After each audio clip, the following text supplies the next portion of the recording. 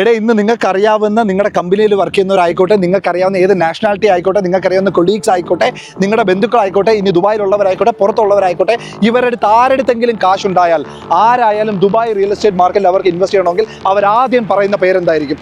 ഇമാർ. ഞാൻ ഈ പച്ചപ്പാതിരാത്രി Valley by ഇമാർ എന്ന് പറയുന്ന കമ്മ്യൂണിറ്റിയിൽ വന്ന് നിൽക്കുന്നെങ്കിൽ അതിൻ്റെതായുള്ള ഒരു കാരണം ഉണ്ടായതുകൊണ്ടാണ്.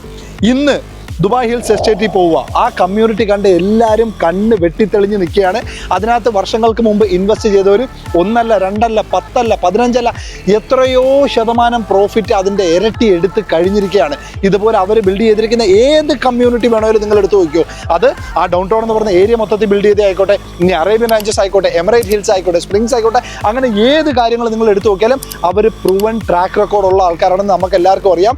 ഈ പറയുന്ന കമ്മ്യൂണിറ്റി ഇന്ന് ആദ്യത്തെ ക്ലസ്റ്റർ ഇറങ്ങിയിട്ട് അതിൻ്റെ 100% ലാഭത്തിൽ വിറ്റ ആൾക്കാർ നമ്മുടെ കൺമുമ്പിൽ അവിടെ എവിടെയായിട്ട് തന്നെ ഉണ്ട്. അതേ ഈ കമ്മ്യൂണിറ്റിയിൽ ഏറ്റവും ലാസ്റ്റ് ഓപ്ഷൻ, ഇനിയൊരു ഓപ്ഷൻ ഇല്ല, ഏറ്റവും ലാസ്റ്റ് ഓപ്ഷൻ അഫോർഡബിൾ സെഗ്മെന്റിൽ 3 bedroom town house, 4 bedroom town house. ഇനി നിങ്ങൾക്ക് വില്ല വേണമെങ്കിൽ വില്ല ഉണ്ട്. ഈ ഒരു ഓപ്ഷനോടെ കഴിഞ്ഞാൽ ഖലാസ് തീർന്നു. ഞാൻ വീണ്ടും പറയുന്നു, നിങ്ങൾക്ക് ഈ വർഷത്തിൽ ഒരു വൃത്തിയുള്ളൊരു സാധനത്തിൽ ഇറങ്ങി തുടങ്ങണമെന്നുണ്ടെങ്കിൽ നിങ്ങൾ ഇതിനകത്തുള്ള ടൗൺ ഹൗസിൽ പിച്ച വെച്ച് തുടങ്ങിക്കൊള്ളുക. ഒരു രീതിയിലും നിങ്ങൾ റിഗ്രറ്റ് ചെയ്യേണ്ടി വരത്തില്ല. 100% ഉറപ്പുള്ള കാര്യമാണ്.